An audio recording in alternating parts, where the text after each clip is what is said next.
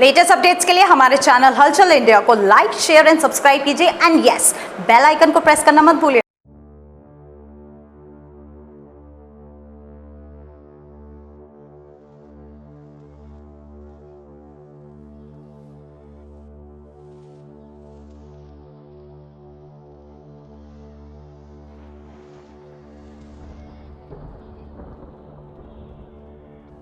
टूटने बिखरने का चलन मांग लिया, हालात से हमने भी शीशे का बदन मांग लिया। हम भी खड़े थे तकदीर के दरवाजे पर, लोग दौलत पर गिरे, हमने पतन मांग लिया। मेरे चेहरे पर मोहब्बत की चमक आज भी है, हालांकि उसको मेरे प्यार पे शक आज भी है। नाव में बैठकर धोए थे उसने हाथ कभी, मेरे चेहरे पर पूरे तालाब में मेहंदी की महक आज भी है। जिस तरह नदियां उछाल लेती है, हर रास्ता निकाल लेती है, जब कोई लड़खड़ाता है तो फिर कोई संभाल लेती है। कि किसी राह पर चलना आसान नहीं होता, पंछी का जमीन पर मकान नहीं होता। अरे खुश नसीब है वो जिनके पिता हैं, पिता से बड़ा कोई आसमान नहीं है।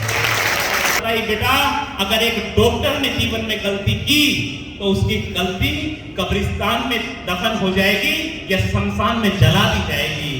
यदि एक इंजीनियर ने जीवन में गलती की तो याद रखना उसकी गलती किसी पुल बनकर किसी नदी में बहा जाएगी।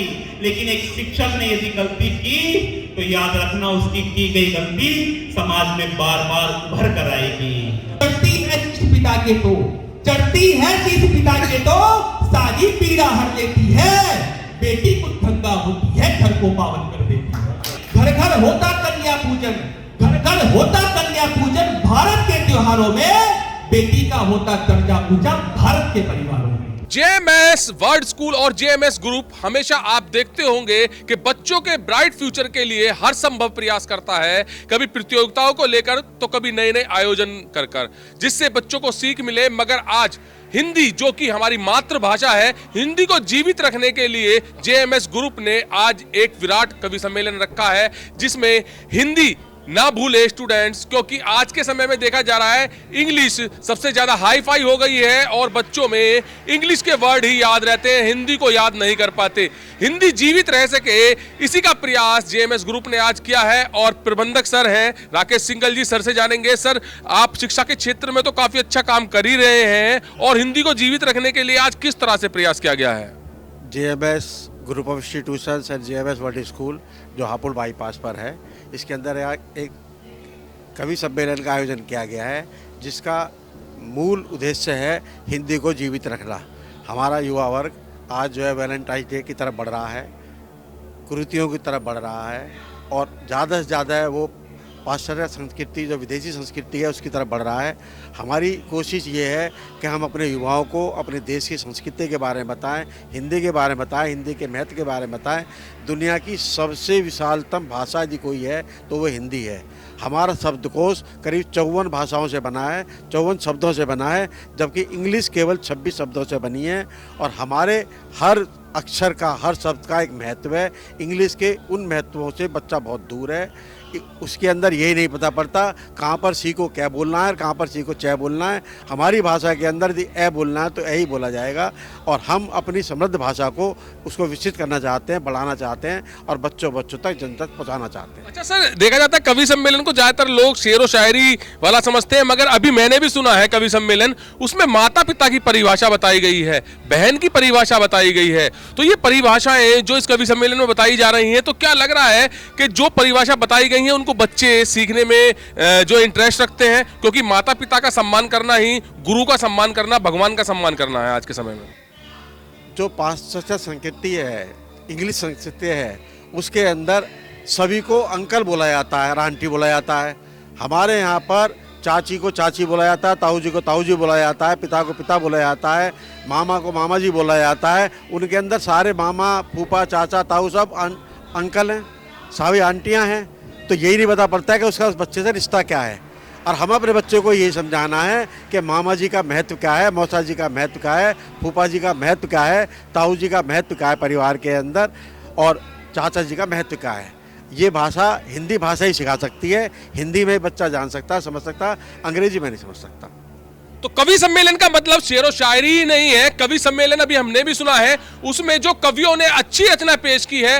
एक माँ की परिभाषा क्या है, माँ अपने बच्चों के लिए किस तरह से संघर्ष करती है, पिता अपने बच्चों के लिए किस तरह से संघर्ष करता है, एक बहन की क्या परिभाषा है, ये सभी आज इस विराट कवि सम्मेलन में सिखाया गया है, बताया गया है। और इस विराट कवि सम्मेलन में कुछ यही खास भी है कि संस्कृति के बारे में भी बताया गया है, संस्कार के बारे में भी बताया गया है। और संस्कृति और संस्कार जो समझ जाए, उससे बड़ा कोई भी आज के समय में प्राणी नहीं है। विकास त्यागी महान कवि सम्मेलन में हिस्सा लिया हुआ है, महान कवि हैं। सर, किस तरह से आज आप बच्चों को एक परिभाषा समझा रहे हैं माता पिता की, भाई बहन की, संस्कृति की, विचार की, संस्कार की?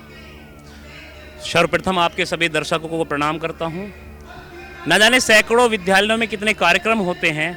मैं इसी विद्यालय से पढ़ा और आज जो भी यात्रा कर रहा हूं इस विद्यालय की बदौलत है। बस यही कहना चाहता हूं कि हम पैसे कमाने की मशीन तो बच्चों को बना रहे हैं, लेकिन उनके अंदर संस्कार कैसे आए, शायद उस तरफ माँ बाप का ध्यान नहीं है।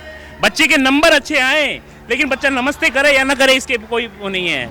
इसलिए मेरा इस कार्यक्रम के उद्देश्य से, और मैं तो आभारी हूँ विद्यालय प्रबंधक समिति का और सब लोगों का कि उन्होंने इस कार्यक्रम को आयोजित किया, वो हिंदी के प्रचार प्रसार के लिए। क्योंकि आदरणीय मुख्यमंत्री जी ने भी कहा कि अटल जी को 100वीं शताब्दी चल रही है, गांव-गांव, नगर-नगर, स्कूल में कवि सम्मेलन होने चाहिए ताकि संस्कार लोगों तक पहुंचे। संस्कार पहुंचाने का काम भाषा करती है। जेएमएस से आपने भी एजुकेशन लिए, जैसे कि अभी बताया, और जेएमएस ग्रुप का या जो एजुकेशन के हिसाब से ये लगातार प्रयास करता है, तो किस तरह के प्रयास लग रहे हैं आज आपके कवि सम्मेलन के द्वारा बच्चों को बहुत अच्छे ज्ञान और शिक्षा दी जा रही है? हमारे पूरे हापुड़ क्षेत्र में जेएमएस से एक ऐसा विद्यालय है, या तो मैं तारीफ ये भी कह सकते हैं कि लोग, मैं इसलिए कर रहा हूँ क्योंकि मैं यहाँ पढ़ा हूँ। कोई पढ़ने के बाद ये कह दे कि विद्यालय अच्छा है तो बड़ी बात है। ना पढ़ने वाला दूर से तो कैसी भी आलोचना कर सकता है, लेकिन ये जेएमएस विद्यालय हर वर्ष ये कवि सम्मेलन कराता है। हर वर्ष ऐसे कार्यक्रम आयोजित करता है जिससे बच्चे प्रेरणा लें। हर वर्ष ऐसे कार्यक्रम आयोजित करता है कि ताकि बच्चे अपने जीवन का उद्देश्य तय कर सकें। इसलिए जेएमएस विद्यालय परिवार को शुभकामनाएं। और आने जितने भी लोग सुन रहे हैं, जितने भी दर्शक हमारे सुन रहे हैं, मैं उनसे अनुरोध करता हूँ, विद्यालय की भूमिका बनाने की मुझे आवश्यकता नहीं है। आपके सामने खुद मैं भी एक उदाहरण हूँ कि मैं इस विद्यालय से निकला, और ना जाने मेरे साथ के कितने युवा ऐसे हैं जो इस विद्यालय से एक अच्छी कंपनियों में अपना कैरियर बनाया, अच्छे विषय में गए।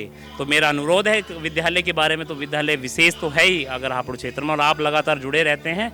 मैं फिर आभारी हूँ विद्यालय प्रबंधन समिति का। तो यहाँ पर संस्कार की बात की गई विकास त्यागी जी द्वारा भी और प्रबंधक राकेश सिंघल जी के द्वारा भी। हम अपने परिवार में, अपने बच्चों में अच्छे संस्कार देने की कोशिश करते हैं, और अच्छे संस्कार बच्चों में हमेशा रहे, ये बहुत बड़ी बात होती है। तो एजुकेशन के साथ साथ जेएमएस ग्रुप यहाँ पर संस्कारों की भी आज बात कवि सम्मेलन के द्वारा कर रहा है, जो कि बड़ी बात है। और तालियों की गड़गड़ाहट, जो कि स्टूडेंट्स हैं यहाँ पर, छात्र छात्राएं हैं जेएमएस के, वो तालियों के गड़गड़ाहट के साथ जो भी विचार पेश की जा रहे हैं उनका यहाँ पर स्वागत सम्मान कर रहे हैं। कैमरामैन जगवीर के साथ सुशील शर्मा, हलचल इंडिया।